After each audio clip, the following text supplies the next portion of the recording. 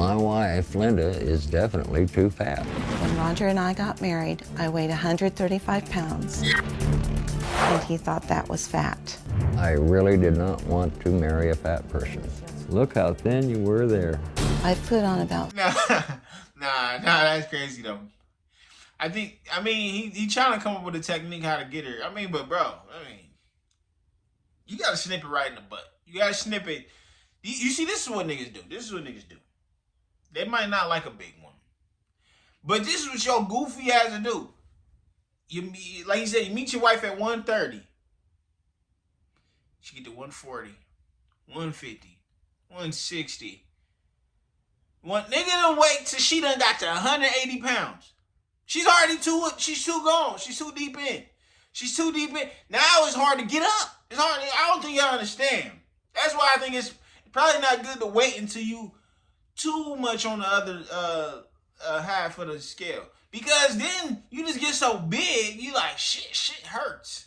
I don't feel like get up and go to the gym, and I gotta go to work and do all type of shit. Where's this energy gonna come from? I'm already wasting energy carrying all this weight. So nigga, you should have been on her ass when she was like 140, 150. When she still she could still get it going, but you can't let habits grow. You can't let habits grow, but you tripping. 45 pounds in the last 20 years. Roger is very furious that I have gained weight. Roger is verbally abusive. He says I'm not worthy of his affection because I'm fat. He won't hug me. He will not kiss me. It's very painful, very hurtful. I don't think I'm abusive to Linda about her weight. When Linda asks me if I think she looks fat, I have to be brutally honest. Roger and I rarely have sex. Sexually, Linda's weight is a humongous turnoff. We used to have sex 2 times a day, and now it's down to once every couple of months. Sex with Linda is like rolling around in a tub of Jell-O. Whenever I try to initiate sex. Why he acting like she that big though? He tripping. That nigga tripping. That nigga mean as fuck. That nigga mean as shit. Hey, you know, like this the thing is, like, of course, you need to make sure you love your woman, but. And then of course, like you need to be there for at all aspects. But I do kind of give a little something to it, saying when people tell you that, they have never been through the experience being with a woman that they were not attracted to, and not a one night stand, not a quick fling, somebody that you constantly have to see. That's a different ballgame. Hey, us fellas, we could probably go and sleep with a 300-pounder, 400-pounder. Hey, but on a day-by-day basis, it gets kind of tough. You gotta stomach a lot of that shit. It's not about the weight. It's just your attraction level for that person.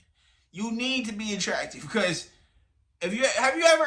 And women probably go through this a lot because a lot of young niggas ugly. You know, looks are on the eyes of the beholder.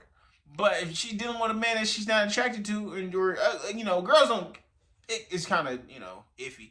But if she's not attracted to him via his looks or anything else about him, then yeah, now it's like, you feel me? It's like, so they probably deal with it. You ever a person that doesn't look attracted to you kind of kiss you or something like that? I told a quick story, and I know I'm kind of chatting, but I told a quick story how I had this one girl who I needed her around to do my hair. It was kind of unfortunate, but she liked me a lot. And whenever she would come to see me, she'd be so affectionate. And I'd be like, I just need my hair done, But I was kind of rewarding, it was kind of trading off, which is kind of a little I would give her a little company. She would do my hair, because I was in a state where I was in. Let me just say how to play. Lincoln, Nebraska, probably the whitest city in the country, and it was hard to come across people that do my hair. My nearest hairdresser was an hour away. So I was not finna take that drive. I was unfortunately, she wasn't terrible. I think it was more that she was clingy. I'm not a fan of clinginess. I don't think she was that. If I showed you, y'all be like, she's not as terrible as I'm talking about her. But maybe the clinginess has something to do with it because she's been. And then she was really like corny. Like corny can make you look attractive too. Oh, baby, like baby. She called me like baby. Like girl. I'm getting mad. Think about it. But let me let this play. Roger pushes me away and tells me that I'm too fat. It's like having a 60-pound sack of sand on my chest. I joined a gym. Roger says that I'm wasting my time and his money by going to the gym. She does not break a sweat when she goes for her exercises. My fat started turning into muscle, and that turned Roger off as well. Who wants to be married to a 200-pound Amazon? Roger appears to sabotage my weight loss efforts. He purchased a treadmill for me. I got on it, and he sat down and lit up a cigarette. I've lost 20 pounds, but it's still not enough for Roger. I have thought about leaving her for not losing the weight. I would like Linda to lose about 45 pounds. We would have a much healthier relationship if Linda was much thinner. I am heartbroken over this. I am ready to walk if things don't change. Appearing on the show is my last attempt to save my marriage. I got 2 different letters from you. Pretty much. I just thought that was a fucked up scene. I had to count it out about him watching her walk on a treadmill in the living room while he burned up a cigarette. That's fucked up. Bro, at least work out with her. Or at least, it's like, what you mean? Like, go and work out with her. What the fuck? Why? Y'all do shit together. What the fuck type of marriage is this? Yeah, this is sad right here. Pardon me? Mm-hmm. I know you did. Yeah, I am right here. The first one says, okay, Roger felt that I was 20 pounds heavier than he cared for me to be. I put on 45 pounds during the past year. He refuses to look at me or hug me. He refuses to wrap his arms around me because I'm too fat. He said I'm wasting my time and his gas by driving to the gym to exercise. I was told that I'm turning fat into muscle and that he is disgusted. He aired his feelings often. He's hurt my feelings. Life with him is nothing but miserable. I've worked out for the last 4 years. I've gotten nothing but negative comments. At one time, I was volunteering at the diabetes center. He said, that's ridiculous. I'm wasting my time and his gasoline. I feel like I'm headed for a nervous breakdown. Now he thinks I'm crazy as well as fat. I'm feeling better physically, but I haven't been able to sleep because of the psychological trauma. This is basically driving me crazy. Then, right before you got here, I got this letter. Roger is a wonderful, compassionate man who has been nothing but the best teammate, leader, teacher, lover, and husband any woman could ever ask for. Mm-hmm. Did you write this? I didn't have anything to do with either one of them. No, he didn't. I wrote that because we talked, and he says, well, Linda, you know, you just turned my words around. And I don't, Roger. You're harsh. You're very harsh. So he convinced you that the second letter was the truth, that he is a wonderful, loving, giving, teaching. And it's not true. He's harsh. He's what does very it harsh. do to you when he talks to you that way inside? Give it a voice. What does it do to you inside? It hurts. It's very painful. It's very demeaning. I am so small, I can't stand to look at myself in the mirror. I can't stand it. Are you proud of that result? Not really. All the times that she spent at the exercise places, she hadn't lost an ounce. I was called a beast one day because she lost 2 pounds and I didn't notice. Do you have a story or a question for me? Click the link in the description and tell me what in the world is going on.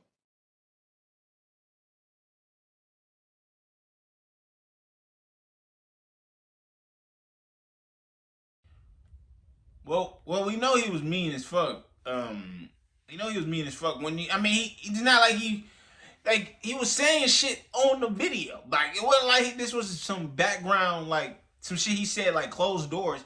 This nigga went on television talking about, look at what you used to look like. I mean, he says a lot of fucked up shit. It's not funny, because, bro, if this is your wife, bro.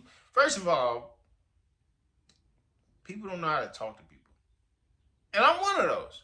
I've learned that being discouraging to people is not the good way. Even though that's how I learn from shit. Like, if you want me to get off my ass, call me a piece of shit. Say they not call. I mean, call me on my phone. Be like, Nas, you fucking lazy. You acting like a bitch. Get up and get some shit done. That's how I get done. So I used to think people get up like that, but people don't. This is how people move, and I think this is a great thing to do with all stances. Let's say you got a man right now, right? Let's say you got a man, and you know, you seeing that he's not doing too much with his life. He's probably playing a video game a lot. You want him to go out and do something with his life. You can do two things. You can first come to him and say, what the fuck? Why are you lazy? Why? Like, get the fuck up. You sitting here playing that stupid ass game. You ain't shit. You ain't gonna be shit. You looking stupid. That's not gonna make no man. I ain't gonna say no, but that's not gonna make him change. All that's gonna do is make him have a discernment towards you. You know, that's all he's gonna do is hate you because of the words that you say. Or you can go at it like this. Hey Nas, I just see you around you playing this game, and it bothers me. You know why? Because I see the greatness in you. I see that you're capable of doing so much. You're so smart. You're so capable. Every day I see you wake up, I just see the greatness in you. And when I see you, I see you play the video game, I just think about all the great things that I have a picture of you doing in my head. Because you are great. You are awesome. I just think it's untapped potential inside of you. Do y'all hear the difference in that? What does the first one do? The first one doesn't make me move to your drum. It makes me dislike you because of how you see me. But this person, instead of me, I don't even think about really what you say. I think about what you made me feel, right? You just made me feel like I'm capable of doing so much. That's why the reason why I'm doing so little is because I don't feel like I'm capable of doing much. So people dialogue with people is so different. I don't really know what you say to a big person. I'm trying to think. What would you say? Would you say? I mean, because you kind of, I guess you would motivate, you would inspire, you would say, you would ask me, like, I know that you can work hard. I know that you're great. You're a hardworking woman. I see you walk around this house cleaning stuff because, you are diligent. You can make it happen. Keep going. Don't stop. Switch it up, because I know that you're capable. I know that you're strong. You're a hardworking woman. You can do it. I don't really know what you say. I got to sit down and think because I would think that out if I had a message for somebody, but inspiring will always make a bigger difference because you turn the mirror to them like, oh, like you put the mirror up to them. Now they looking at the mirror like, oh, I didn't see it, but other people see it. Now you change their outlook on it. You change their outlook on the situation now. First, I'm thinking on the first one, I'm thinking, oh damn, I am lazy. So what am I trying for? But when you seeing people see untapped potential in you, you don't want to let them down. You want to make them you want them that promise to come through. I want y'all to think about this. If somebody say, I mean, sometimes I like the rule aspect of it. I like when somebody, make me feel like I'm not, like I'm not good enough because that's just how I move. I'm not saying, I know the majority don't. But even when somebody does come and be nice to me, it does make like somebody like, you like, dude, you're so smart. Like I start thinking like, dang, I guess it is something in me that I did not see. I never thought I was smart until you said something. That does something. Sometimes, so be nice. I know this kind of, maybe you thought this was going to be comedic, which maybe it started like that, but we left with a good, cause this is great. That you know what I'm saying? That's a great way to conversate with somebody. Like I said, do you want change? Yeah. You don't want to build a relationship where y'all hate each other. Because like I said, I still work on this. I still think people move to the way I move, but they don't. I had to think about that. Like when you put greatness in people, they also see it too. You know, and it might be your role. Maybe today, whatever you're seeing, either see somebody smoking, you see somebody drinking, or something, and you see that's just messing with them.